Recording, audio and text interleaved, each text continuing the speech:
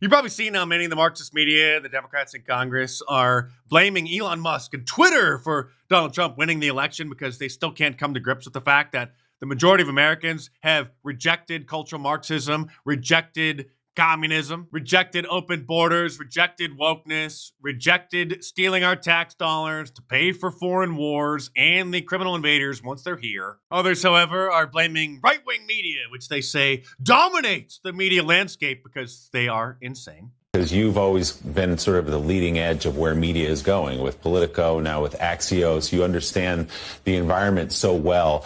How do Democrats, and frankly, how does legacy media need to change the way it thinks about getting information? I mean, a lot of the voters who went out and voted for Donald Trump, that so many people are wondering what happened here, they're not watching, frankly, this show. They're not reading the New York Times. They're not consuming media that way. And the Trump campaign found those voters where they live. So how do Democrats need to change the way they communicate to voters if you think that's part of the problem?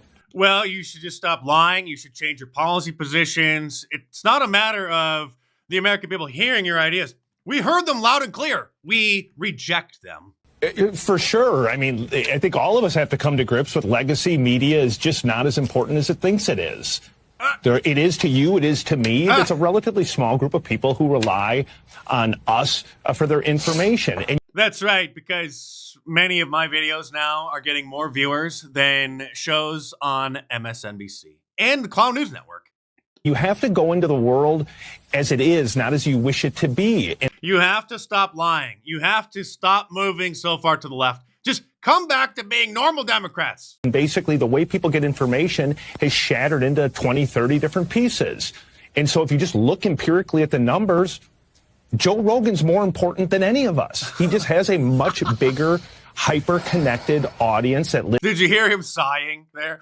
Joe Rogan's more important than any of us. He just has a much bigger, hyper-connected audience that listens to his every word. So maybe listen to Joe Rogan and kind of understand, like, what is he talking about? Well, Joe invited Kamala Harris to come on the podcast, but she didn't want to go to his studio and instead demanded that he hop on a plane and follow her around on the campaign trail, and then only wanted to sit down for a few minutes. They are so jealous that we've been able to harness, or rather reharness, the power of social media, just like we did in 2016 to get Donald Trump in the first time to defeat Hillary Clinton.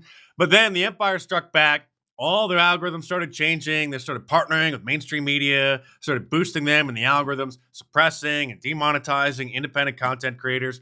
And now we made a comeback, and they don't know what to do. Particularly the media ecosystem it's not a good one. It's a negative one. It's a radicalization funnel. But what they have done in their online media ecosystem is build a radicalization engine, literally the way militant groups do around the world, that takes people from relatively low-level annoyances with the world. Why are eggs so expensive? Why is my kid learning this new thing in American history in school that I didn't learn?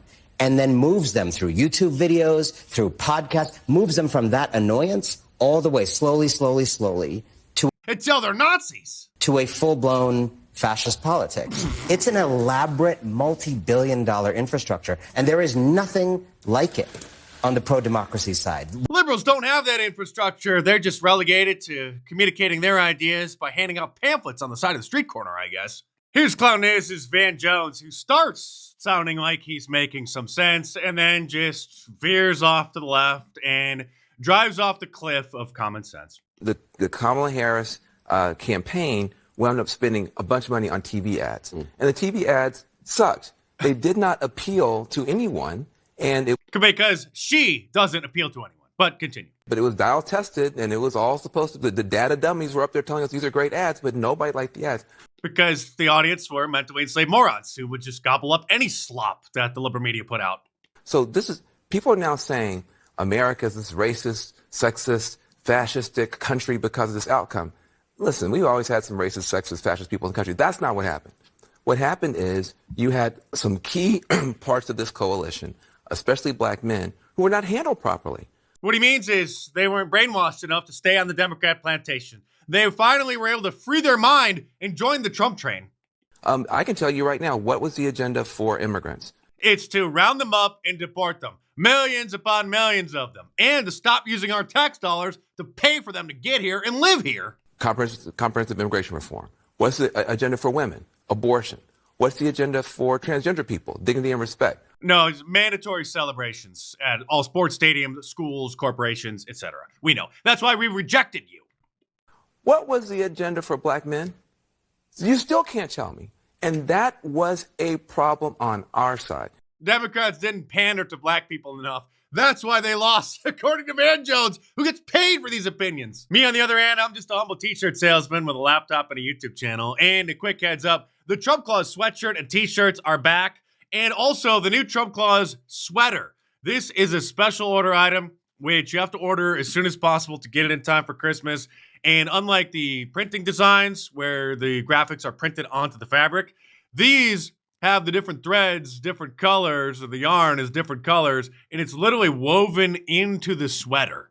They're available in red, green, and black. So order them as soon as possible. They're special order. Got to get them soon to get them in time for Christmas. So head on over to markdice.com or click the link in the description below and check them out.